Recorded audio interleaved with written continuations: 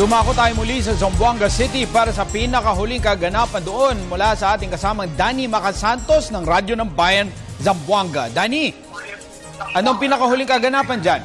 Maraming salamat Tony Mike mula sa Zamboanga. Tuloy-tuloy pa rin yung sunod na nagsimula kaninang konban ng alas 3 sa may Santa Catalina area kung saan ang mga nagsunod na bahay ay puro mga light materials sa mga kaibigan at hindi basta-basta na lang nakapasok ng ating mga firefighters dahil ay patuloy pa rin ang sporadic firefight between government troops at ang mga MNLF.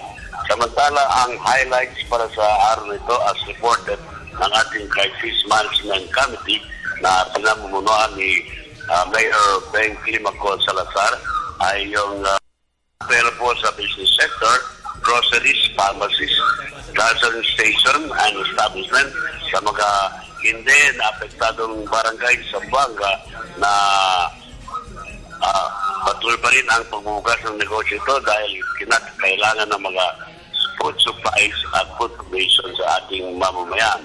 Sa mga financial communities at sa mga medical community, barangay leaders at sa lahat ng mga religious and spiritual leaders, ganoon din ang apelo na kampanin nila ang mga tungkol nila bilang mga mamayan ng Zamboanga.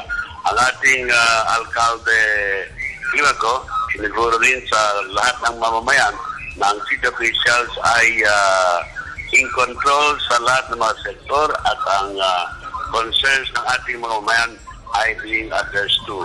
Samantala, ngayon hapon, dumating ang donations mula sa USAID in the amount of 7 million pesos.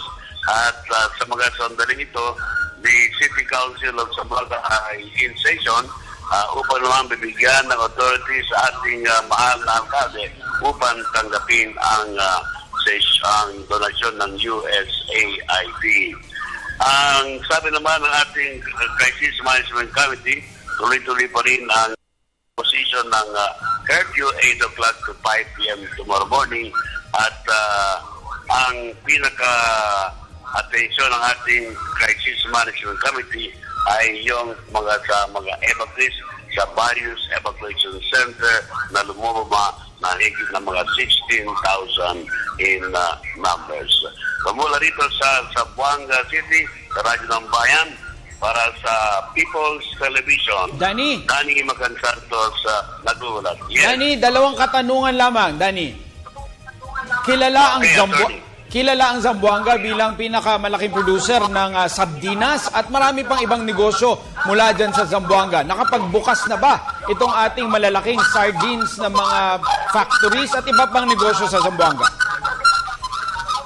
Sa ngayon ay skeletal force pa lang ang nag-report sa mga sardines factory kasi yung ibang mga workers ng sardines factory ay nakatira sa mga malapit na lugar sa may conflict area o conflict barangay.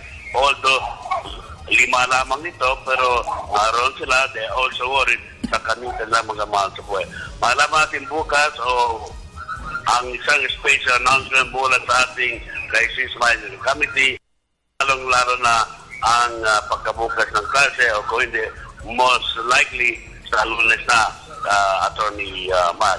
Okay. So ito ang latest na ulat, unless maliban lang kung may katanungan ka pa, Attorney Mike. Danny, nanawagan ng ating Mayor Climaco na yung mga stores or mga tindahan sa city proper ay kung baka pwede na magbukas para makabili naman ang ating mga kababayan dyan ng kanilang pangangailangan. Tumugon ba ang ilan sa ating mga negosyante? Yes, sumunod ang ating mga negosyante.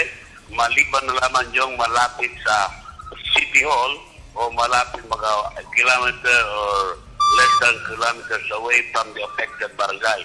Yung iba naman mga mini-mart, mga convenience stores ay nagbukas. Kaya lang, maaga rin nagsara dahil hindi natin masay kung bakit parang nagpapalit-baik pa rin. Hanggang sa ngayon, ang mga mamay natin na pila-pila hanggang parmasya at iba pang mga mini-mart o convenience store sa downtown Zamboanga, Attorney Mike. Okay, maraming salamat. Yan ang ating kasama si Danny Macasantos ng Radyo ng Bayan, Zamboanga.